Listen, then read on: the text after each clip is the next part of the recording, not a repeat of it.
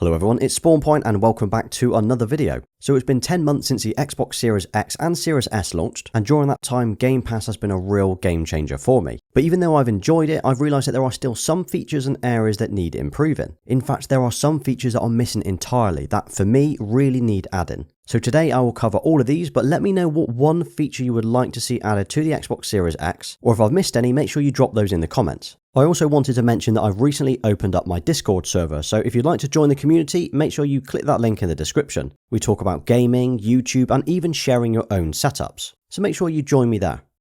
So the dashboard on the Xbox, in my opinion, needs a refresh and a cleaner look. It's the same that we've seen for years, and it either needs a new design or at least more customizable options. But even without a redesign, it definitely needs to be a 4K HDR home screen. It's pretty jarring when you return to the dashboard after you've been playing games running 4K HDR to see this. It always looks so flat and so boring, and you can clearly see that it's not in 4K. Plus, when you jump in between the PlayStation 5 and the Xbox, the first thing you're greeted with is the dashboard, and it instantly makes it feel old. The PlayStation 5 dashboard by comparison is running at 4K HDR, so it always looks vibrant and fresh as soon as you switch it on. I have read that Xbox are working on this and it's possibly in a beta phase at the moment, but after nearly a year this is definitely something that should have been included from day one. Now this feature might not sound like a big deal to most, and that's the option to easily record longer gameplay footage. By default, when you press the share button on the controller, it will record up to 30 seconds 4K gameplay, which is fine if you're wishing to capture a very short clip to maybe share with your friends. But as soon as you want to record a 5 or 10 minute clip to say use on YouTube, it will stop automatically at 30 seconds. The only solution here is to plug an external drive in, as you cannot record these longer clips to the internal drive. You'll now be able to select that drive from the settings, and all future recordings that you create will be stored here instead. But unlike the shorter 30-second clips, you cannot share these longer clips through the app or to your phone. You will need to remove the drive from the console and plug that into your laptop or PC instead. By comparison though, if you wanted to record some gameplay on the PlayStation 5, well, you would record it straight to the internal drive. You could also record up to 1 hour at 4K 60. This means there's no need to buy an additional drive and it will work straight out of the box. It would be useful if the Xbox allowed you to record to the internal drive without the need for an external drive. But this issue actually goes hand in hand with the next one I'm about to raise. Okay, so I've plugged my SSD into the Xbox and I've recorded 15 minutes of gameplay in 4K HDR. It's now ready to upload to my YouTube channel, which is somewhere I upload regularly about once a week or so. But when I come to actually share it, there's no YouTube button or integration at all. There's no native app or upload feature here. As you can see, the only option I've got here is to upload this clip to OneDrive, where I can download it onto my laptop. Then I would re-upload it again to YouTube. If the clip is under 30 seconds though, it will actually let me upload this clip to the Xbox app and share it with my phone. But this only worked on the really short clips, not the ones stored on the SSD. What I actually need to do is remove the SSD from the console, plug it into my laptop, and then upload it to YouTube. For me, this just seems like such a waste of time and doesn't really make it easy to do. On the PlayStation 5, for example, it's so much easier. I hit record, which saves it to the internal drive, and once I've finished, I can hit the press of about 3 buttons, already be uploading it to my channel. I could even put the console into rest mode and it would upload overnight. There's no need to mess around with external drives or even my laptop. So it would be useful if you could upload straight to YouTube from the Xbox itself, which would probably encourage more players to record and share more gameplay. It's one of the reasons I don't upload much gameplay from my Xbox to YouTube. So there's nothing wrong as such with the Xbox controllers. They've had a nice tweak over the previous gen. But having used the DualSense controller for the PlayStation 5 for the last 10 months or so, I can safely say they are better. The whole new design of the controller, along with the haptic feedback and the adaptive triggers, are incredible. The DualSense feels like a next-gen controller, whereas the Xbox needs a little bit more. I'd like to see Xbox bring in us a newer one with, say, haptic feedback and maybe even the adaptive triggers. I know we've got the Elite controller and then we've even got the Scuff controllers as well that we can use, but it would be better if it was a controller that added both of these features. Hopefully we will see a new Elite controller later this year or maybe early next year that could be the ultimate controller for the Xbox. But my guess is it will probably be the same as the previous Elite controller with some very minor tweaks. But what about you? Are there any features on the Xbox controller that you think should be added or even removed, or do you think it's perfect as it is? This next one is probably related to the same issue with uploading to YouTube, and that's being able to stream to YouTube. There is an app already for Twitch, but that currently is the only way to stream from the Xbox without using a capture card and an external PC. Again, having the option to stream straight to YouTube would be awesome and something the PlayStation 5 does already support. I know it sounds like I'm saying the PlayStation 5 covers a lot of these points, but during my 15 missing PlayStation 5 features video, most of the points were already covered by the Xbox too. Does anyone else here stream, and would you use a native app on the console, or would you rather use a capture card on your PC? So earlier this year, I actually set up my first Discord server, somewhere where I could keep in touch with more of you on a kind of a personal level, answering your questions and seeing your setups. Now, although you can actually access Discord on almost any device these days, there's still not an official Discord app on the Xbox Series X or S. This means that if you do wish to use the features of the app, you will need to install a third-party application instead. Now, there are workarounds, but again, this would be useful to have a native app from Discord themselves.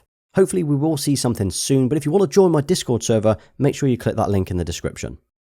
When it comes to using headphones on the Xbox, well, you can either use them wirelessly, or you can plug them into your controller via the headphone jack. But if you've got an external speakers or headphones with a USB port, you're not actually able to plug those into the Xbox, even though there are USB ports available. Only headphones marked with the Xbox compatibility will work. This is a shame, as plugging external speakers straight into the console, just like you would with a PC, would be a huge benefit to see. But with that support, it would require additional drivers and something that Microsoft have said they would not be supporting. Another feature missing related to audio is the option to automatically mute the TV or HDMI out when using headphones. Whenever I connect my headphones to the console, well, that's what I want to use for audio, and it would be useful if the external or my TV speakers just switched off automatically.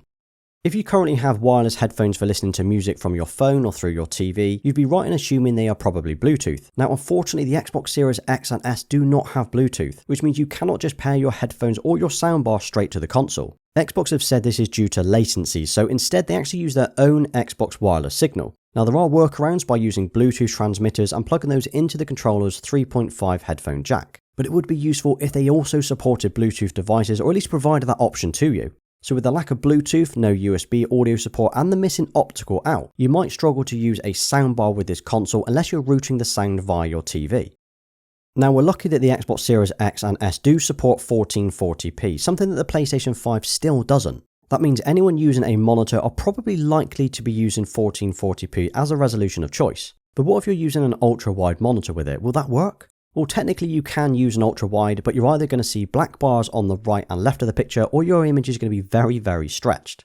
The Series X and S do not support 21:60, only 16:9. I'm not sure how many console gamers will be using an ultra-wide monitor, but I thought it's worth mentioning, as PC gamers usually tend to have an ultra-wide option. So the good news is that the Xbox Series consoles do support Dolby Atmos and Dolby Vision. However, at the moment they are only partially supported. So if you want to watch Dolby Vision or listen to Dolby Atmos content through the Netflix app, well, you're good to go, as they are both supported. But if you want to watch a Blu-ray using the disc drive on the Series X, well, unfortunately that's not supported, and nor is gaming. This means that the Xbox can support Dolby, but it's not 100% there yet. Maybe we'll see updates in the future where it will be fully supported, but for now, only the streaming apps will support Dolby Vision and Atmos. Okay, so this next one probably won't be an issue for most today, but you will need an internet connection to use the Xbox Series S and X. You will need a connection at least once when you're setting the console up, as you cannot get past the setup screen without it.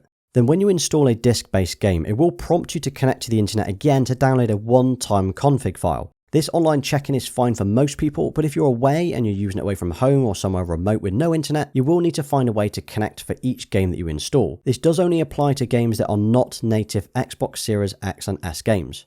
Today, that's obviously not a problem because most people are always connected, but it made me think, does this mean that these consoles will be useless and obsolete in the future? Imagine in 10 or 20 years time when you or your children want to dust off the Xbox Series X and play some Halo or Forza Horizon 5, just like I can today with the N64 and GoldenEye. But Microsoft had turned those servers off years ago, and now you can't even play a single game? It would be good to see this online check-in or DRM restrictions removed, but I'd be interested to know, is anyone else even bothered about these restrictions anymore? As we do live in an always connected world, is this something that would bother you?